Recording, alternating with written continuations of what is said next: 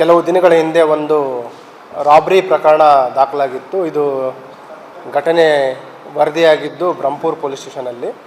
ಅದರಲ್ಲಿ ನಮ್ಮ ಏನು ಆರ್ಚಿಡ್ ಮಾಲ್ ಇದೆ, ಆರ್ಚಿಡ್ ಮಾಲ್ ಹಿಂದುಗಡೆ ಒಬ್ಬ ನಿಯರ್ಲಿ 60 ಇಯರ್ಸ್ ಅವರು ಬೈಕ್ ಮೇಲೆ ಹೋಗ್ತಾ ಇರಬೇಕಾದ್ರೆ ಅವರನ್ನು ಅಡ್ಡಗಟ್ಟಿ ಅವ್ರ ಮೇಲೆ ಮಾರಣಾಂತಿಕ ಹಲ್ಲೆ ಮಾಡಿ ಅವ್ರ ಕಾಲುಗಳ ಮೇಲೆ ಕಲ್ಲನ್ನು ಎತ್ತಿ ಹಾಕಿ ಅವರಲ್ಲಿರುವ ಮೊಬೈಲ್ ಮತ್ತು ಹಣ ದೋಚಿಕೊಂಡು ಹೋಗಿರೋರ ಬಗ್ಗೆ ದೂರನ್ನು ಬರುತ್ತೆ.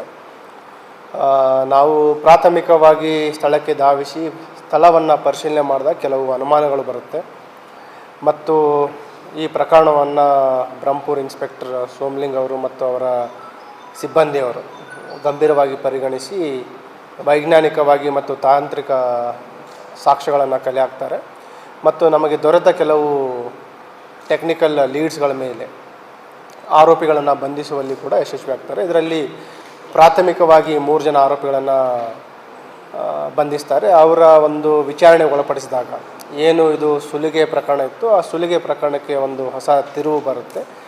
ಇದು ದರೋಡೆ ಮಾಡಲಿಕ್ಕೆ ಆಗಿರುವಂಥ ಪ್ರಕರಣ ಅಲ್ಲ ಮತ್ತು ಏನು ವೈಯಕ್ತಿಕವಾಗಿ ಒಂದು ಸುಪಾರಿ ರೀತಿಯಿಂದ ಹಲ್ಲೆ ಮಾಡಿರುವಂಥ, ಸುಪಾರಿ ಪಡೆದುಕೊಂಡು ಹಲ್ಲೆ ಮಾಡಿರುವಂಥ ಮಾಹಿತಿ ತನಿಖೆಯಿಂದ ಹೊರಬರುತ್ತೆ.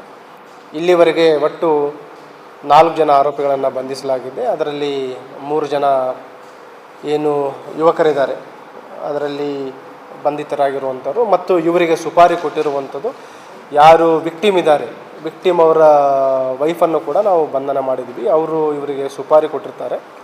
ಅದಕ್ಕೆ ಮೂಲ ಕಾರಣವನ್ನು ನಾವು ಕಲೆ ಹಾಕಿದಾಗ ಏನು ಇಂಜೂರ್ಡ್ ಇದ್ದಾರೆ, ವಿಕ್ಟಿಮ್ ಏನಿದ್ದಾರೆ ಅವರು ಅನೈತಿಕ ಸಂಬಂಧ ಇದೆ ಅನ್ನೋ ಒಂದು ರೀತಿಯಲ್ಲಿ ಇವರಿಗೆ ಅನುಮಾನ ಬಂದು ಅವರನ್ನು ಹೇಗಾದರೂ ಮಾಡಿ ಮನೆಯಲ್ಲೇ ಇಟ್ಕೋಬೇಕು ಅಂತ ಹೇಳಿ ಇವರಿಗೆ ಸುಪಾರಿ ಕೊಡ್ತಾರೆ. 5 lakh rupees ಸುಪಾರಿ ಮಾತಾಡಿರ್ತಾರೆ.